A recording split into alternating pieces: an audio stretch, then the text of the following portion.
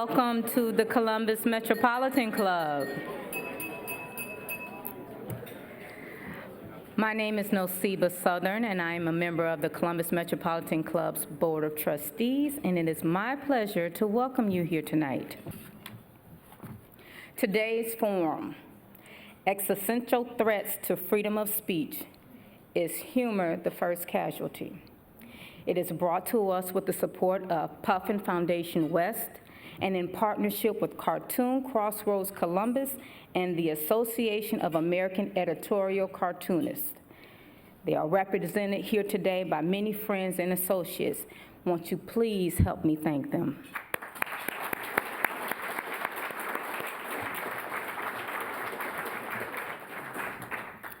American cartoonists have a unique protection under the First Amendment of the United States Constitution, which other cartoonists around the world do not. However, it is not a complete protection. The First Amendment reads in part that Congress shall make no law respecting an establishment of religion or prohibiting the free speech thereof, free exercise thereof, or abridging the free speech or of the freedom of press. This means cartoonists cannot be silenced by the government. However, as you'll hear from our panelists, it does not protect against other forces, such as social media mobs, political correctness, and/or supporters of people in power. From the front lines and the front pages of the news of our world, please welcome Pulitzer Prize finalist and syndicated editorial cartoonist, formerly of the Pittsburgh Post-Gazette, Rob Rogers.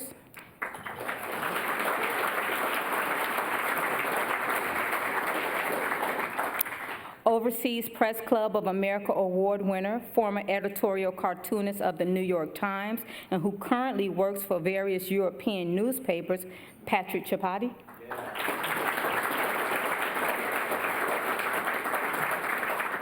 Pulitzer Prize winner and syndicated editorial cartoonist, formerly of the Houston Chronicle, and who currently works with the Washington Post Writers Group, Nick Anderson.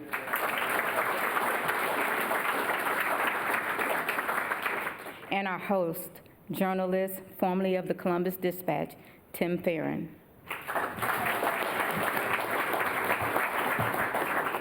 Tim, the floor is yours. Thank you. I'm going to start by offering a little anecdote about why I think today's discussion is much needed, and we'll get the discussion rolling off of that comment. I've never been an editorial cartoonist or graphic columnist, as some people call it. I have been a columnist, though. I was a television critic for a while, and I got a lot of calls and letters, as you guys do, people complaining about what I'd had in the column. One day I got a call from a very angry man who went on and on and on, and I finally said, well, thanks for calling and venting your opinion. And he said, that's not why I called. I said, okay, well then why did you call? And he said, I want you to stop injecting your opinion into your column. And after I stopped laughing, I said, you understand that's the point of a column. Thanks for calling, and hung up. So I just kind of wonder if this is something that you've run into that people don't understand. There's a real difference between reporting news and giving your opinion in an editorial cartoon. Has this been something that you've run across at all? All the time. Yeah, I've gotten calls from readers who say, you know, how can you draw the president like that? And this is about every president that I've ever drawn, starting with Reagan, you know. Sure. So they don't really understand that that's part of the deal, that you make fun of the president. And then other people will call and say, you know, well, why don't you make fun of the Democrats the way you make fun of the Republicans? You know, and I say, well, you know, I do, but just not as much. So yeah, they don't get that it's my opinion, and it's expressed through the cartoon. Yeah, people call or email and accuse me of bias. Or where's the objectivity? It's absurd. It's an editorial cartoon. The entire reason it exists is for opinion. It wouldn't even be effective if it was aspiring to objectivity. You'd put it through the Dullatron. Yes. Yes. The Dullatron. Usually people, when they want to complain, they call the editor. That's bizarre. They never call the cartoonist. So it's usually through the editor that you get the feedback. But shouldn't we be a little worried because we are three cartoonists talking about freedom of speech, and all of us were introduced today as formerly, former. I think that says a lot about the state of satire and actually the conversation we're going to have today. So then what's more dangerous to us as journalists and opinion guys? Totalitarians, timid editors, or capitalists who are trying to cut the bottom line and get rid of writers and cartoonists? All of them. All three, huh? All of them. I mean, but you know, we can't really compare. At least I can't compare what I've been through to what's happened to like the cartoonists in Syria or in Iran or something like that. So, you know, these people have suffered bodily harm and imprisonment and real censorship. So that's different. I mean, I do think we can't forget about that we do live in a democracy here, at least for the time being, and we do still enjoy those freedoms. Yeah, there are some cartoonists around the world that have shown extraordinary courage in the face of their own threats to their lives and well-being. And we, at least, we may not have our jobs, but we still get to say what we want and just maybe not able to pay our bills as well. But. Yeah, yeah, right. So the threats, I fielded a few threats in my time. Somebody tried to threaten me with I was going to be a cellmate of Ted Koppel in Guantanamo. What about you? What's the most dangerous or ludicrous threat you've ever received? Because I'm sure you've all gotten them, yes? Someone told me, go have barbecue with Saddam Hussein. And another guy found out I was living in Geneva, which is the case now. I'm living in Geneva. I lived in New York and Los Angeles, but no. And he said, keep on doing your stupid little nasty cartoons in your little gay country. For some reason. But I mean, you went through a list which is not extensive. I mean, the threats facing, I mean, this profession of political cartooning is facing many challenges today. Yeah. From political pressure, which has been the case all over history, and we know that very well, and it's back full time in this day and age with a president that has followers that are very, very active, and he has basically an army that is ready to go after you. From the economical pressure that the newspaper industry has faced, and the result of that is editors who are very cautious. They don't want to get into trouble, and so they're going to be very timid, and they don't want to have troublemakers like cartoonists. You have the threats from extremists, and we have seen what happened with Charlie Hebdo in Paris a few years ago, which was basically the most extreme form of censorship, killing. They got killed because they drew cartoons in the end. And you have now the new threat of through social media, but of political correctness. And the question you ask is really, are we still living in a world where we can have humor, we can have political satire, because humor and satire, they need freedom. Does freedom need humor? I think that's really the question we are asking. Do we hold these values, the values of political satire? Do we hold humor as essential? And if yes, we should be worried, because right now, political cartooning is being tested like never before.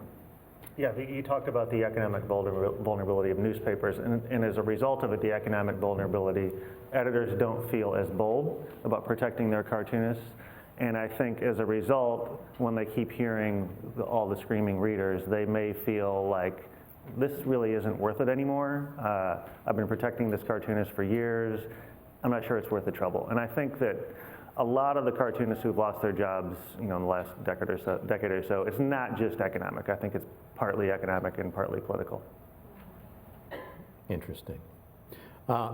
Political correctness you mentioned, is that as much a danger as the top three things we mentioned, or is that just sort of the background noise that we've always dealt with as journalists? I mean, I do think that political correctness has taken on a new life of its own in terms of it's now a term that can be used by either side for political purposes. I mean, the right uses it to sort of demean the left, and I think the left can use it to maybe censor things too. So I mean, but I do think that I do think that what Patrick was saying and what Nick was saying was right, that publishers and editors are getting a lot of pressure for this political correctness. So even in the case of a cartoon, like the cartoon, I mean, I'm sure we're going to get to this, but the cartoon that ended up leading to you being fired from the New York Times International edition wasn't even your cartoon, but it was a cartoon that was immediately panned, and nobody really stopped to think, well, is this really an anti-Semitic cartoon or not? And so I think that, but as soon as somebody said it, then everybody jumped on it and said that it was anti-Semitic. And I'm not saying it was or it wasn't. I'm just saying that immediately led to intolerance of that cartoon and cartoons altogether. So it can be dangerous. Yeah. Do you want to talk more about that experience? I could go on Please, for hours on do. that. But yeah, what you mentioned, well, we're not going to show that cartoon. You can find it and It was make it was on the screen. Antonio's cartoon? Yeah, they showed it. Okay, so there was a cartoon by a Portuguese colleague, very well-known Portuguese cartoonist, very respected in Portugal, and it was a syndicated cartoon. It was picked by an editor, so it was a choice by the New York Times, and they printed it, and then they got a big uproar. Very quickly, it seemed to be focused on, Fox News, Breitbart, and the usual suspects, which are not the friends of the New York Times. Right. But what happened, and I couldn't believe it, I've been working for the New York Times for first the Herald Tribune and then the New York Times for 18 years, and I know you're going to be shocked to hear that the New York Times had cartoons. Plus, they had a cartoonist with a French accent. That's really shocking to you. But they did. Not only the international edition, but over the last years, the website and social media. Right, yeah. So they were having cartoons, political cartoons. But what happened is the way they dealt with that storm, not to use a bad word, was really amazing because they let the attackers define the conversation, and this raises the question of the traditional media dealing with social media, because they got a huge storm that built up on social media. Was it organized in some parts? You can guess that some groups were very happy to put oil on the flames. But that was, and that happened to other cartoonists here in the room. Their editors were faced with the similar social media mobs, the moralistic mobs, and they gather and they fall upon newspapers in a blow. It comes from all sides, and editors are just not prepared to deal with that. Mm-hmm. They freak out. So that raised the big question of the relationship between media and social media. And we need to remember, editors need to remember that social media is not their readers. It's not their audience, not necessarily their audience. Right. And they need to be ready for that kind of phenomenon. Mm-hmm. And we need to push back. Also, as individuals, we need to, when we see these moralistic crowd gather, and it's good or evil. There is no discussion. Twitter is not a place for discussion. Rob had a similar experience a little over a year ago. I mean, I think the audience would love to hear about your experience. Yeah. Okay. Well, I was going to share an experience I had where a cartoon was called anti-Semitic. I ended up losing a freelance job because of that, but that's a different story. No. So what happened to me was I was working at the Pittsburgh Post-Gazette, was there for 25 years, and the publisher of the paper was the same guy, you know, for the whole time, John Block, and in 2015, he made it known that he liked Trump, and he was even hinting at a possible endorsement, and my editor at the time had been my editor for 12 years, the editorial page editor, and he was a great guy, always worked with me every day. We made the cartoons better. And he was feeling pressure to endorse Trump, and he didn't want to do that. So he eventually, there happened to be a buyout on the table when he was putting the most pressure on him, and so he said, he called me up one day and said, Rob, I'm leaving, I'm sorry. And I was like, no! Uh-oh. And I said, should I take the buyout? And he's like, I don't know, that's up to you. But I lasted another 2 years, but eventually they did begin to make changes to the editorial page. He brought in the editorial page editor in Toledo, who took over both papers. And he was sort of brought in, I mean, this is just my conjecture, because they really didn't talk to me that much about it, but my conjecture is that they brought him in to kind of get me in line to do more, you know, softer cartoons about Trump. It wasn't like they were asking me to, you know, do positive cartoons, but they would rather I didn't do any, or if I did ones, they would be sort of just nice, you know. Which I couldn't do. I mean, I just really couldn't do it. I woke up every morning, you know, angry at Trump and needed to say something about it. So, but I didn't do it every day. I mean, we agreed that, you know, Trump every day is, you know, gets old. So I would, you know, I would sort of space them out during the week. But anyway, the new editor started to crack down on my cartoons, and whereas I knew the publisher wasn't happy with everything I was doing before, he wasn't killing them. But now the new editor started killing them. And so normally I would have 1 or 2 cartoons killed a year. And in the space of 3 months, I had 18 cartoons killed. So, and I think we've all dealt with killed cartoons. You know, mine were mostly about the Catholic Church, you know, because it's a very Catholic city, Pittsburgh. And the publisher was tired of hearing from the bishop, who would call him up every time the cartoon would run. So he'd say, you know, one time this actually happened. He came to me after the bishop called him and said, could you draw Benedict without those dark circles, you know? He said, the bishop said, you're making him look like Uncle Fester, you know? And I was like, well, if the Catholic fits, yeah, right. I guess, right? So it's not like we didn't have this discussion about other cartoons, but it suddenly took on a very heightened level when it came to Trump. And then the final 6 cartoons in a row that were killed weren't just about Trump. They also dealt with race issues, and so it made me think that, you know, it was more than just that one topic. So, but anyway, they offered me.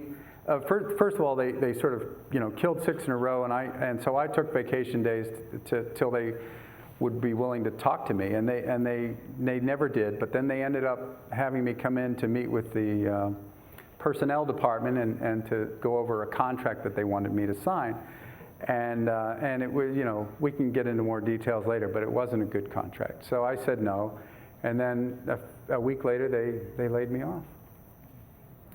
So if I could riff off that for a second. Please do. So Rob's firing made international news, and people, and as it should have, and a lot of people, Hollywood celebrities were tweeting about it, and it was on CNN. Ironically, it was in the New York Times. Yeah. Right. Ironically. Right. Well, I have a funny story about that too, but We'll get back to that. Yeah. So I got angry because I'm like, everyone's so angry about Rob's firing, as they should be, but this has been happening for decades. Yeah. Cartoonists have been getting silenced for decades. And nobody knows about it because it was done quietly. Rob's editor and publisher were kind of dumb enough to do it in a ham-fisted way. And so I wrote a column that ended up landing in CNN.com about this, about how cartoonists have been getting silenced for decades. And as a result, I got contacted by a venture capitalist who wanted to start a website for cartoonists. And it took a while to get going, but we started something called Counterpoint, which is a newsletter. It's an email newsletter. It's a free newsletter. And the theory is that we have an equal number of liberal and conservative cartoonists each time. We're honest about our biases, but we're arguing together. And the theory is that hopefully, if we're not in our silos, in our separate media environments, we'll maybe be able to start talking to each other again. And so it's a free newsletter, and this gives you an idea of the appetite for what we do. And the only complaint we've had from our founder is, why are you all playing it so safe? Yeah. He said, "Are you all like, you're like a bunch of whipped dogs after working for newspaper editors?" Family newspapers. We've worked So we for started family taking, newspapers. yeah, we started taking more chances and doing more edgy work, and this gives you an idea of the appetite for what we do. In mid-June, we had 1,000 subscribers. Today, we have 130,000 subscribers.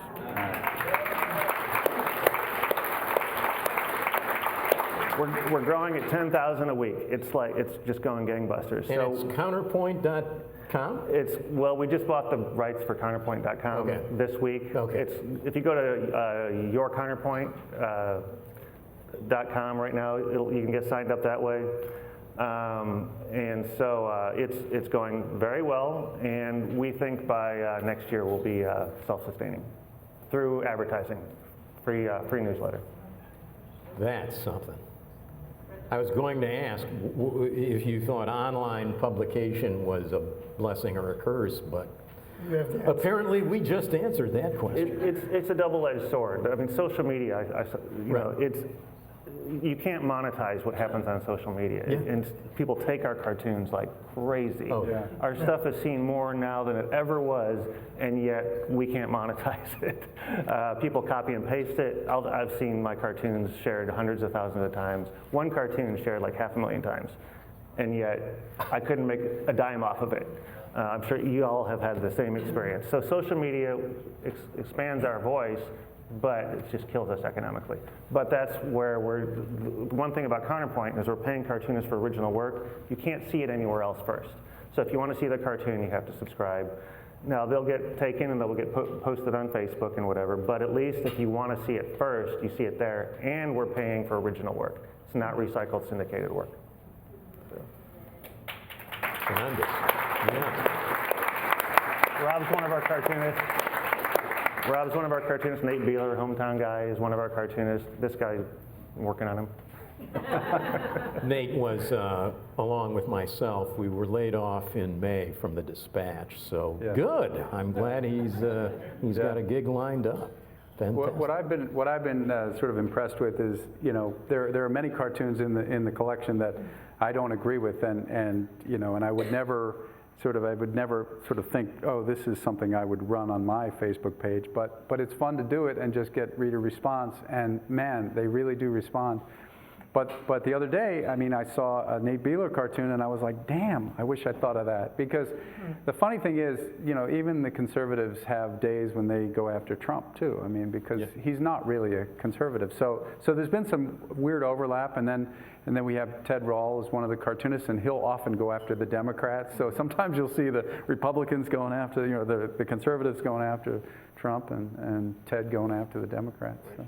Yeah. We don't have an editor. We edit each other, and that was one of our founders' insistence. We're not going to have an editor. You do whatever you want, but we keep a check on each other, and we send out sketches. And there've been a couple times where somebody said, "Hey, I think that device you're using might cause more trouble than it's worth," and we end up changing it. Yeah.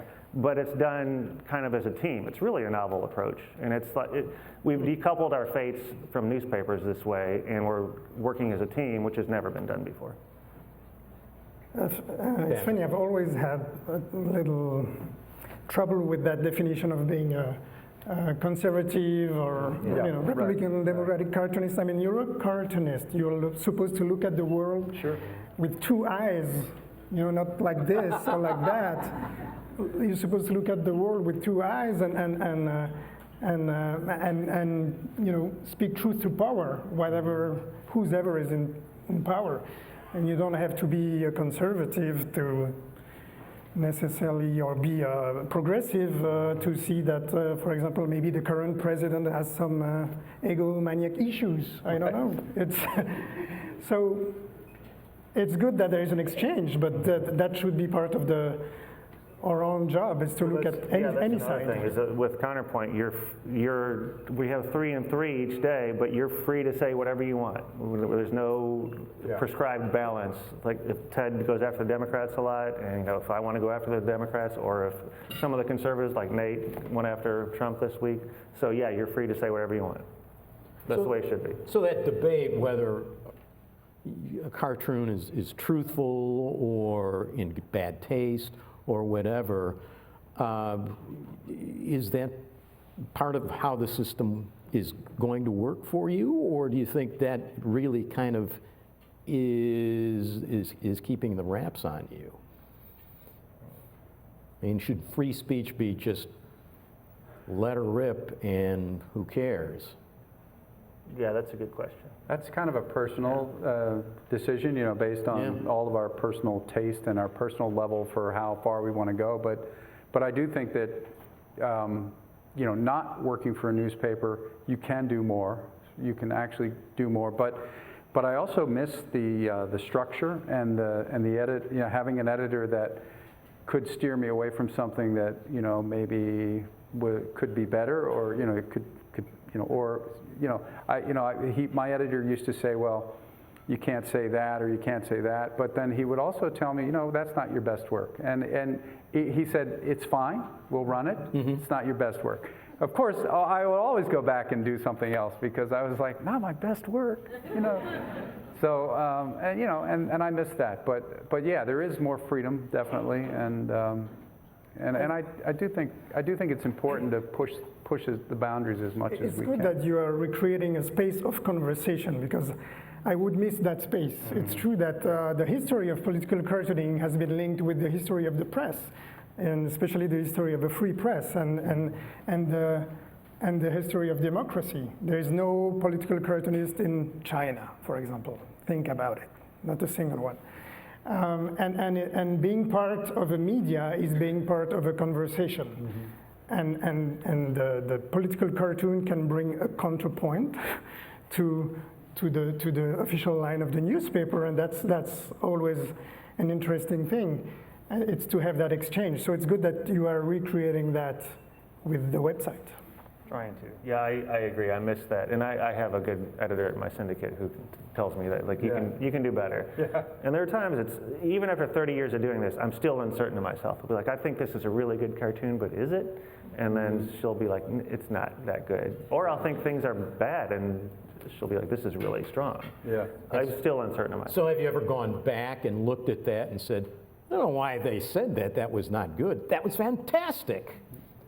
Or do you always agree with that in hindsight? Not always. Time definitely helps, especially now that my memory stinks. 6 months later, I don't remember what I drew, and I look at it and I'm like, oh, that was actually better than I thought, because you see it with fresh eyes. Yeah.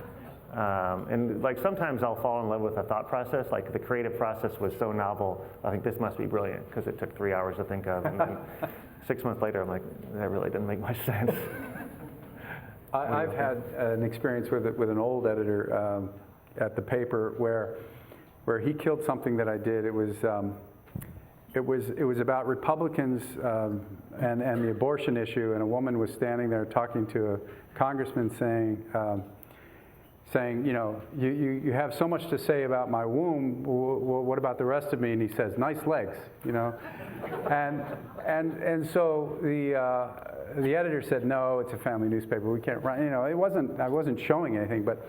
So then later that year, I'm laying out some cartoons for the contest entry, and I decided to get his opinion. And so, you know, all these copies of the cartoons, and he says, "Oh, I love this one. You got to put this one in there." And I said, "Really, really?" And I said, "You killed it." And he's like, "Oh, well, you know," he's like, "What do I know?" So yeah, it happens. I mean. It's also what they're going through that day. You never know what's on their mind. What some reader might have called in and complained about something, and so they say, you know, ask to stop putting your opinion in your commentary. Right. Yeah. Right. I think the fundamental question that is being raised is the question of freedom that we have. So you created a new space of freedom, and each time a cartoonist is let go, it's a space for freedom that closes. And it's an interesting time now, because we need to wonder, do we still love freedom enough? Are we still ready to fight for things like the right to, like humor and the right to criticize an opinion? And I have, so you understand, I have one foot in Europe, one foot in the US. And when you look at the US, you have that wonderful First Amendment. You have that notion that this is a country where freedom of speech is absolutely guaranteed. Whereas in France, for example, the press law in France, they are much more, they limit, what you can say and tell. You have the possibility to go after a story, to go after a cartoonist. You have the notion of insulting a group based on their religion, on their race. You have all that in the law. But the question is, of course, in the United States, you have that protection of the towering First Amendment, but what is the reality of it? How is the reality of freedom of speech in society? And that's a paradox, because you have the feeling that here in the United States, and that's reflected through the media, through what happened to you and to you and to me, in a way, the space, the real space for freedom, which is what is possible in society, defined by politics, by the media, by the moral standards, is actually getting narrower and narrower. So are people more inclined to get offended here and more narrow-minded and more resistant to? Well, there is this evolution, we alluded to that. We live in an era where any cartoon can offend someone. And we tend to confound things. I mean, a criticism is not an offense. A joke is not an attack. And people tend to get offended, and now we have social media, which are amplifier of outrage, and they have an incredible power to, yes, create reactions and put pressure on the media. All that born out of outrage, offense by people, individuals, and groups. So we need to think about that. What's happening there? We'll take one moment here. We're going to move to audience questions in just a few minutes. So start thinking about that and step up to the microphone right over there. Don't be shy. But I'm going to get in one final question here and let these guys chew over this. So tastes do change with the times. Back when Thomas Nast drew cartoons, I, as someone with Irish ancestry, would have been portrayed as a knuckle-dragging ape. So I doubt that would make it into print today. In 50 or 100 years, is one of your colleagues going to be considered as crazy and questionable as Thomas Nast is today? I feel like we're playing it pretty safe right now. Yeah. But yeah, that's one of those questions where, is political science bad, or political correctness bad, or is it good? I mean, that's progress to me, that's considered out of the bounds. And there are many images, racial stereotypes that should be out of bounds and are. And I'm not going to complain about political correctness because of that. That to me is a good thing. I don't know. Do you all have some thoughts on that? I mean, I do think that, yeah. I mean, the things have shifted. I mean, I remember as a kid watching Mr. Magoo, and he had his, Charlie, his Asian helper, and it was so racist when you look back at it. But at the time, I was like, and the Warner Brother cartoons during World War II. So those now seem really beyond the pale to us now. But at the time, so things are changing. So who knows? Maybe in the future, maybe drawing a president with an orange face will be like deemed very unacceptable. He might like it to be tomorrow for that. Yeah, that's true. But anyway, Patrick, did you have a thought on that? Yeah, I guess it's true that the form of humor has evolved. We are evolving with society. That is normal. It's it's a relationship. But then the question is, how far do we want to go?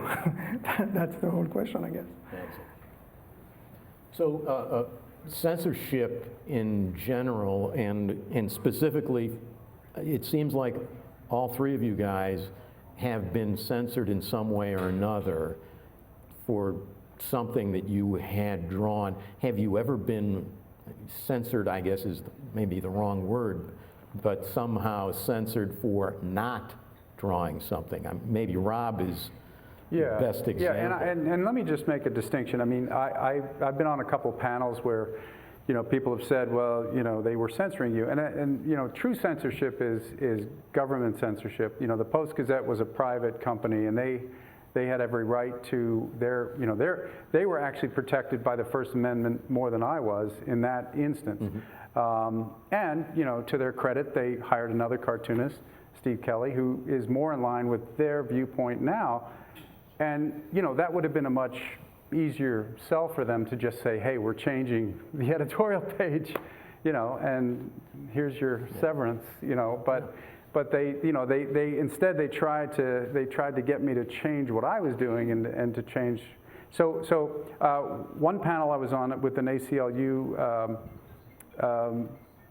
worker, she said that, or a lawyer, she said, it's sort of the difference between hard censorship and soft censorship. So hard censorship would be to, the government sends you to prison for drawing cartoons about the president.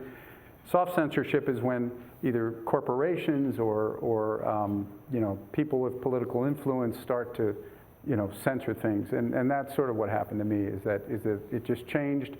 And so instead of having the same freedom of, my opinion that I had on the page, that was different. Because even all those 25 years, they never came to me and said, we need you to write something, different. Mm-hmm. They always let me do my own thing. So it was a shock when that changed.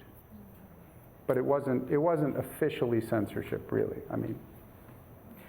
Well, in my case, to finish the New York Times story, so what happened? You had the big outcry over that cartoon, and they dealt with that. And 1 month after that, they sent me a note saying that they were ending my contract, and thus they were stopping political cartoons altogether. So that means losing my job for a cartoon I didn't do, but that also means renouncing, giving up on a whole genre, political cartoons, because something went wrong with one cartoon. So that's a whole new thing. Yeah. We just invented preventive self-censorship. Right. And that is something. So the only experience I have similar is not so much political, but my editor in Houston was always trying to give me bad ideas.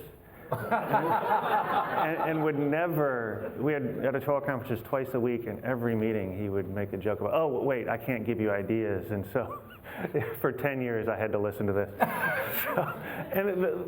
Our ideas are very personal, and so people get upset, like especially if you have an editor that's trying to give you ideas, and they're always jokey, and it's not an opinion, it's a joke. It's something you might see on late night TV. And I don't take other people's ideas because that's the voice. It's a very personal thing, and people always tell me, you don't have to give me credit, you don't have to do anything. No, I don't want to take your idea. That's your idea. You all probably feel the same way. I made the mistake once early in my career of this guy called me, like a bunch of times, and he called me one time and he said, I have this idea, and I said, well, I don't know, I don't really take ideas, and he said, well, here it is. And it was this idea, that there were terrorists hijacking airplanes at the time. This was in the 80s, and so he said, what if what if you had like instead of selling insurance, they're selling bulletproof vests? And I said, well, that's kind of an interesting idea. I changed it into the seat cushion in front of you could be used, or under your seat could be used as a bulletproof vest. Got into the Washington Post and made got syndicated, and And so then the guy called me every week, and that was the only good idea he had. And so I said, you know what, never again. I'm not, and I really did. I realized at that point that pretty much what Nick was saying is that, you know, it has to be your own voice, and it also He didn't want money. Yeah, no, he didn't want money. He just wanted to keep calling me and giving me more ideas. So, yeah. So, and it is much easier to say to somebody, that's part of my job description. I get paid to come up with the idea. So thank you very much, but I can't. Anyway, other people have bad ideas. Yes. Professional use only, don't try this at home. So it's the Metropolitan Club's tradition, of course, to take audience questions. We'd like you to come up, state your name, ask your question, and avoid, editorial comments. Place your question in the form of a question. I'm not Alex Trebek. And so let's get started. Dick? Thank you. I'm Richard Burnett. I'm the rector of Trinity Episcopal Church across the river. In the late October 2001, the New Yorker had a small cartoon that had a picture of a person walking on the street by a bookstore, and a sign was down, and the sign said, 50% less irony. I used that actually in the Christmas Eve sermon that year, and I looked up the idea of irony, and one of the things I found that I think is really helpful is that irony is a way for people to be connected to each other because they've suffered or they're in on the joke. I wonder if one of the struggles with, not to pick on editors and newspapers, but one of the problems is the newspapers, frankly, are so disconnected and people are so unsubscribed and we're so sort of atomistic that we don't have the capacity to be in on anything. That is a question. It sounds like a speech. It is a question. So really it has to do with what's the purpose of irony for building community in a community-less environment? That's such a smart question. I need time to process it. I think it's true. I think you do have to, being in and out, you have to have a community. And I've worked in 2 newspapers. One was in Louisville, Kentucky, which is a very strong sense of community, very strong sense of, very civic-minded. And then Houston, which is more atomized. People are from all over the place. People weren't as engaged with the newspaper. And I didn't enjoy the job in Houston nearly as much. I loved the job in Houston, in Louisville, because everybody paid attention to the newspaper. Everybody was engaged. People either loved my work or they hated it, which was exactly the way I wanted it. In Houston, they didn't necessarily pay attention because they weren't necessarily taking the newspaper, which was very, very frequently the case. I think that's an interesting insight. Speaking of commentary and humor and so forth, I just wondered if, I've talked to a number of comedians, interviewed them, and they're always saying, especially the political ones, you always want to punch up rather than punching down. In other words, you're trying to comfort the afflicted and afflict the comfortable. Is that something that enters your mind when you're putting together a cartoon? It does for me. I mean, I definitely think that way. And you know, when readers would come to me and say, well, why aren't you using that same energy towards the Democrats or towards their policies? And I would say, well, because they want to, the things that they're trying to do, like, give health care to everybody and feed the hungry and house people. I mean, those are things that I believe in. So for me, it's easier to draw from that perspective. And then it sort of goes to what you were saying about we're not really liberals or conservatives, but sometimes those issues are pretty, far apart in terms of where we start out. So There's a line. Yeah. Okay. Yes. My name is Guy Badeau. I'm cartoonist in Ottawa, French language paper. My question is, has Donald Trump ever complained about a cartoon that was drawn in the U.S.? That's a question for the room. yeah, And if not, why not? That really galls me because well, he doesn't read. He doesn't read. So we have words in our cartoons. But see how how Trump picked the timing of the Ukrainian scandal. It's happening today, and you have 100 cartoonists having dinner and not working on the scandal. Yeah. Very clever of him, indeed. I mean, I'm a little surprised that he hasn't targeted somebody, but he did invite, wasn't it Garrison, to the White House? Was it Ben Garrison? Mm-hmm. The sort of, right-wing conspiracy theory cartoonist, I think is a kind way of saying it. But as far as I know, that's the first time he's ever mentioned a cartoonist. And then when he got all the flack for it, he disinvited him. So I was trying so hard to get blocked by him on Twitter. I was constantly insulting him, and it's one of my failures as a cartoonist that I know.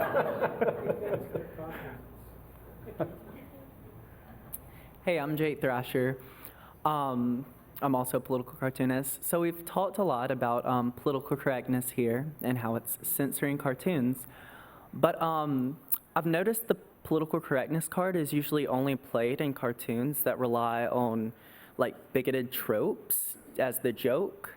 So how do we know that it's actually political correctness that's censoring cartoons, or that these bigoted tropes just aren't funny anymore and aren't seen as good ideas in contemporary society? It's a fair question, and I think political correctness is whatever people define as what they don't like. And that is why it's hard to respond to the question, because it's an amorphic, it's hard to define, and that is the classic definition, at least in our current era. But I don't know. Do you all have any thoughts about that? And then who gets to define what is offending, what is a trope? I think there's a balance between there's always been a balance between freedom of speech on one side, and on the other side, waiting more and more, is the feeling of the offended, the claim of the offended to be heard. That's normal, but not only to be heard, but to be vindicated, and to have the offender punished. And that balance, to me, seems to be shifting, and that's what I see happening with the New York Times story and others, where they prefer to err on the side of caution, and they prefer to give up on complicated things like irony, satire, because you get into that kind of discussions. This is insulting to someone. This might offend someone. So we're kind of losing the understanding of what irony is and how important it is for us as humans to deal with life and to deal with each other. Because actually humor, to me, is a very good tool to deal with conflicts. It's a conflict resolution mechanism. That's what humor is. Humor is not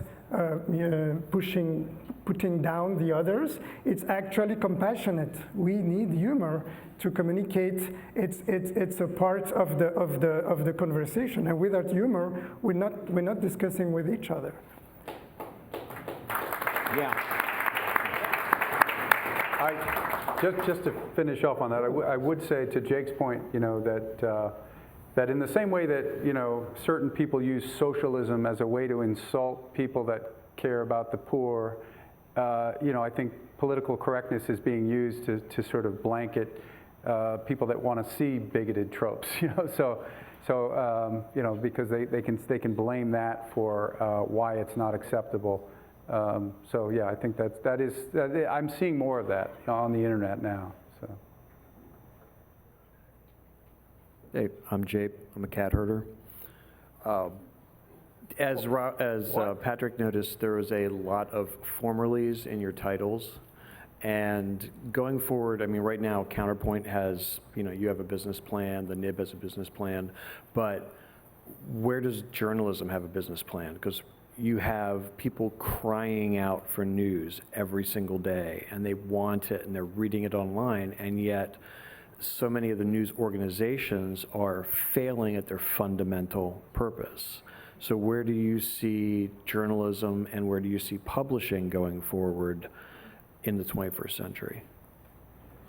I wish I knew the answer to that. Why don't you answer the question? What do you think? Well, that is That is the question of the day in the industry. You know, it primarily ad and subscriber supported, and it's just been going down and down. Everyone has been saying, oh, the future is online, and yet who's making any money off of online? Amazon, Google, and Facebook, not local newspapers. You know, they're trying to, but it's a rough go. So I'm not sure exactly where it ends. That's the best I can do. I'm of course someone who was laid off as the Dispatch is trying to continue its financial way, but good luck. Former. Tom Susi, a former consumer investigative reporter in TV, nearly 30 years, the last 9 here in Columbus. Quit a few months ago because of exactly what you're talking about, the viewers and spineless managers and companies and influential friends of general managers stopping good journalism, stopping stories that people need to read about and see on TV. He kind of dovetailed the two, what I wanted to ask you, but the future of being able to do your job and report the sort of stories that people need to be informed about and free speech. How do you see that future? Big question. Yeah, that's I think that's above my pay grade, but I think that it's an important question for, just to talk about journalism in general. The model isn't working anymore. Newspapers, that model, and I imagine TV is going through the same kind of thing, but they're doing a little bit better, I think, than newspapers for sure. One story I tell sometimes when I'm doing these kinds of panels is that back in 1995. I did an illustrated article for the New York Times. Again, here we go with the New York Times. But they wanted, because even back in the mid-90s, we were losing jobs. Cartoonists were losing their jobs, and so they asked me to do this thing about, with downsizing in newspapers and cartoonists losing their job, what is the place of the cartoonist? So I did this sort of thing. But that's how long it's been, going on. I mean, almost from the moment I got a job, people were worried about losing it, but I don't have the answer for how we keep our voices out there other than just, using whatever platform there is, But I mean, it's nice to see, Counterpoint and the Nib and other things that are not the traditional model come along, and I do see a lot of things that are more like public television where you have subscribers, and I think those kinds of things might be the future. I don't know. Yeah, but that's kind of the model. The point is you guys are handcuffed. What I'm seeing is reporters, especially investigative reporters, they're handcuffed because of political correctness, advertisers pulling out, viewers complaining about a story because maybe their politics. I mean, this is affecting the very nature of journalism, the checks and balances. That's really what's at stake here, in my opinion. Yeah, true.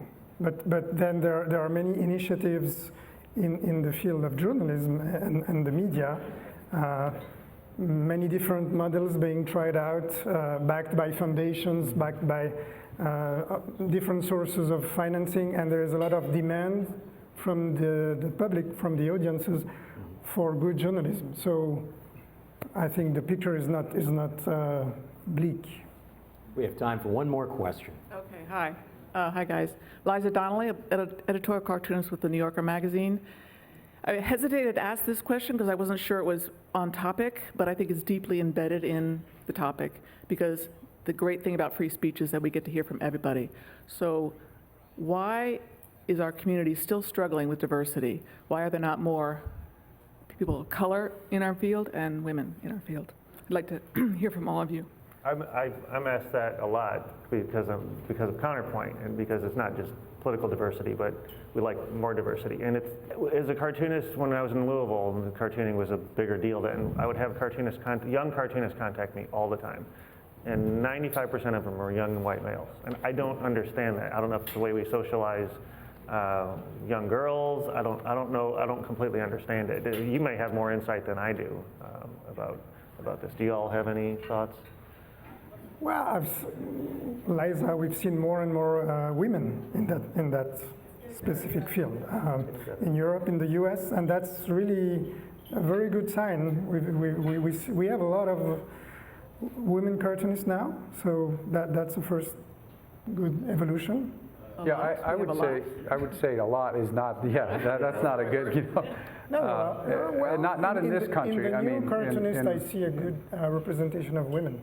Yeah, and if you look at something like the Nib, there are more women cartoonists there than are actually, sort of represented in our organization, which has always been, balding white guys, No offense to anybody that isn't balding, but He's got plenty of but it is something that has been noticed over the years, and we've had panel discussions about it, and I don't think anybody's quite figured it out. But yeah, I think we definitely need more diversity, and we need more women, we need more people of color in this field, and then we might have a more diverse set of opinions and set of values. So I think that's really, it's an important thing to bring up, so thank you for mentioning it. I wish we had an answer. Well, I hope you found today's forum very insightful, informative, and provocative. And I would just say that as we contemplate on everything that we've heard today and the notion of freedom of speech and of press, and in an era of social media and the World Wide Web and increasing access, what does that mean in terms of, as we broaden our access, what does it mean in terms of our diminishing thoughts and our diminishing tolerance, and how do we reconcile the two so that we can continue to promote freedom of speech? And I would encourage you to talk about that as you have coffee and cookies. So I want to make sure that we thank again our sponsors, Puffin Foundation West, Cartoon Crossroads Columbus, and especially Association of American Editorial Cartoonists.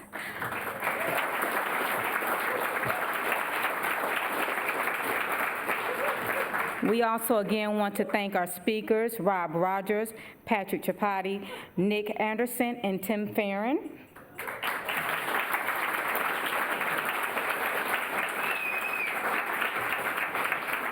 And thank all of you for coming out tonight, and we look forward to seeing you at our next CMC forum.